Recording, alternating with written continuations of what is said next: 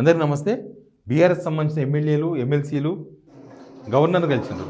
ఇక్కడనే రాజ్భవన్ హైదరాబాద్లో గవర్నర్ రాధాకృష్ణన్ గారిని కలిసి వస్తున్న విజువల్స్ ఇవి చూద్దాం. నేను చెప్తాను అక్కడ ఏం జరిగింది. ఒక విచిత్రమైన వ్యవహారం జరిగింది గవర్నర్ దగ్గర.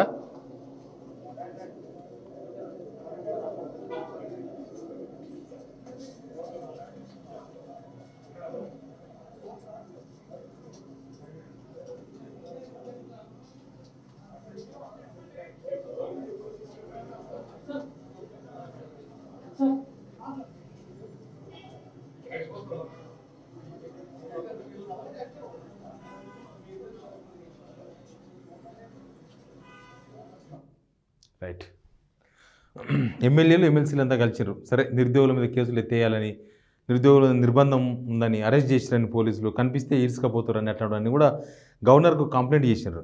కానీ గవర్నర్ ఒక మాట అన్నాడు. గవర్నర్ చాలా ఇంట్రెస్టింగ్ చర్చ చేసిన వీళ్ళ దగ్గర. ఏం చర్చ చేసిందంటే, కేసీఆర్ గారికి చెప్పండి అని కూడా చెప్పిండ్రు ఆ చర్చను. ఇది కేసీఆర్కి చెప్పండి నేను అన్నట్లు. కానీ ఏంటంటే యాదగిరిగుట్ట పోయినట్టు ఈ మధ్యకాలంలో యాదాద్రి టెంపుల్కి పోయినట్ట.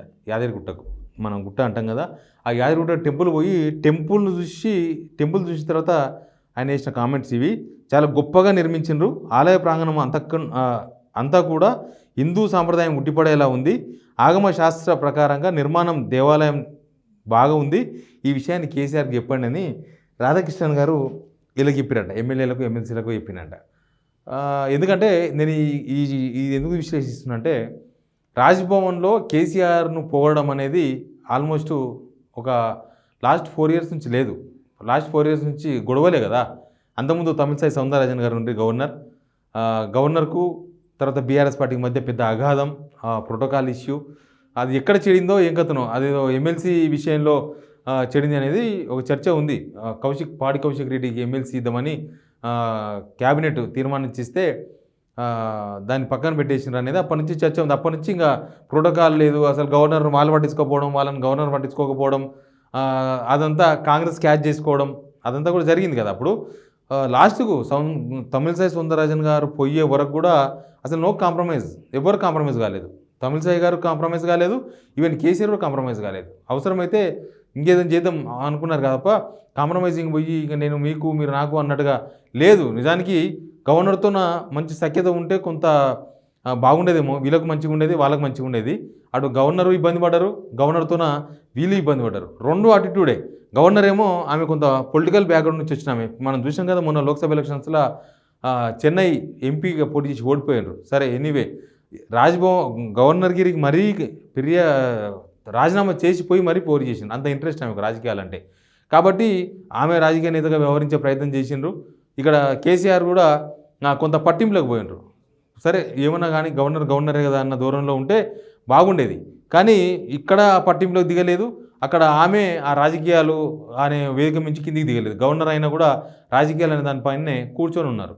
ఈ రెండు కొట్టుకొని లాస్ట్కి ఇద్దరికీ నష్టం జరిగింది. ఆమెకు మంచి పేరు రాలేదు, ఆమె కాంట్రవర్సీ అనే పేరు వచ్చింది.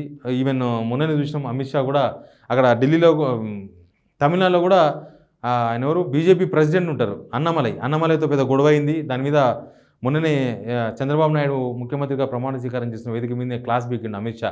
అట్లా తమిళసై సౌందరరాజన్ కూడా మంచి పేరు రాలేదు, ఆమె కూడా బ్యాడ్ నేమ్ తెచ్చుకున్నారు తెలంగాణకు వచ్చిన తర్వాత.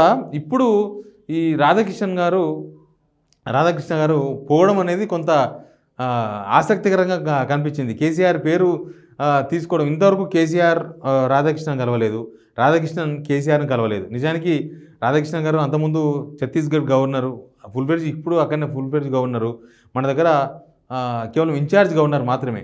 కానీ కేసీఆర్ గురించి మాట్లాడిందంటే బీఆర్ఎస్ వాళ్ళు దాన్ని కొద్దిగా పాజిటివ్గా తీసుకుంటున్నారు. గవర్నర్ అంతకుముందు నరసింహన్ గారు ఉన్నప్పుడు మంచిగా ఉన్నాయి రిలేషన్స్. నరసింహన్ గారు ఉన్నప్పుడు నరసింహన్ గారికి మామూలుగా ఉండేది కాదు. ఇద్దరు కలిసి గుడికోవడము, నరసింహన్ గారు కేసీఆర్ ఏమైనా పూజలు చేస్తే నరసింహన్ గారు రావడము, చండీయాగాలు లాంటివి చేస్తే ఆయన రావడము, వాళ్ళ భార్యాభర్తలు ఇద్దరు, నరసింహన్ గారి భార్య నరసింహన్ గారు ఇద్దరు రావడం, ఇట్లాంటి మంచిగానే జరిగినాయి. మధ్యలో తమిళసై వచ్చినప్పటి నుంచి ఈ గొడవలు ఇవన్నీ కూడా జరిగినాయి.